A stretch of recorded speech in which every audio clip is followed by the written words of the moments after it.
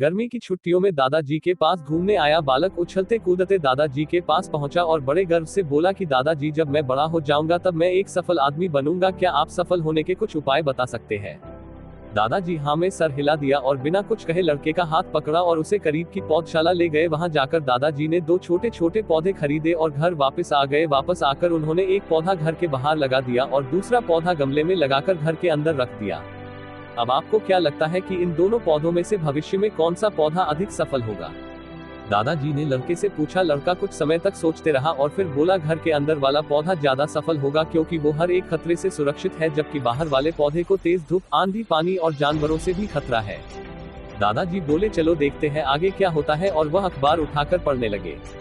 दादाजी दोनों पौधों पर ज्यादा ध्यान देते रहे और समय बीतता गया। 3-4 साल बाद जब एक बार फिर वह लड़का अपने माता पिता के साथ गांव घूमने आया, तब अपने दादाजी को देखा तो देखते ही बोला, दादाजी, पिछली बार मैंने आपसे सफल होने के कुछ उपाय मांगे थे, पर आपने तो कुछ भी नहीं बताया था, पर इस बार आपको कुछ बताना ही होगा। दादाजी मुस्कुराए और लड़के को उस जगह ले गए जहां उन्होंने गमले में पौधा लगाया था। अब वह पौधा एक पेड़ में बदल चुका था। लड़का बोला, देखा दादाजी, मैंने कहा था ना कि ये वाला पौधा ज्यादा सफल होगा।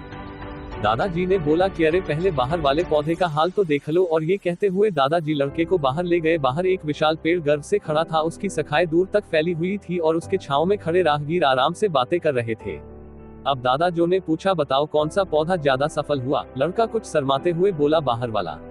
लेकिन ये कैसे संभव है? बाहर तो उसे ना जाने कितने खतरों का सामना करना पड़ा होगा। दादाजी मुस्कुराए और बोले, हाँ, बाहर वाले पौधे को बहुत सी चीजों से सामना करना पड़ा, लेकिन समस्या का सामना करने से अपने फायदे भी तो है।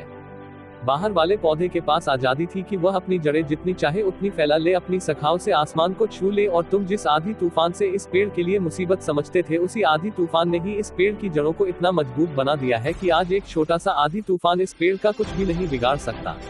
बेटे, अब जो मैं तुम्हें बताने वाला हूँ उसे अगर तुमने अपने अंदर बैठा लिया तो तुम जिंदगी में जो कुछ भी करोगे उसमें सफल हो जाओगे। उन्होंने बोला कि अगर तुमने जीवन भर सिर्फ अच्छी विकल्पों को ही चुनते रहोगे तो तुम कभी भी उतने सफल नहीं हो पाओगे जितनी तुम्हारी क्षमता है, लेकिन अगर तुम तमाम खतरों के बावजूद इस दुनिया का सामना करने के लिए तैयार हो तो तुम्हारे लिए कोई भी लक्ष्य हासिल करना असंभव नहीं है। लड़के ने लंबी सांस ली और उस पेड़ की तरफ देखने लगा। वह दादाजी की बातों को समझ चुका था। आज उसे सफलता का एक बहुत बड़ा सबक मिल चुका था कि जीवन में हम जिन रुकावटों को हम जितना बड़ा शत्रु समझते हैं वही हमें मजबूत और जीवन में बहुत ज्यादा सफल बनाती है।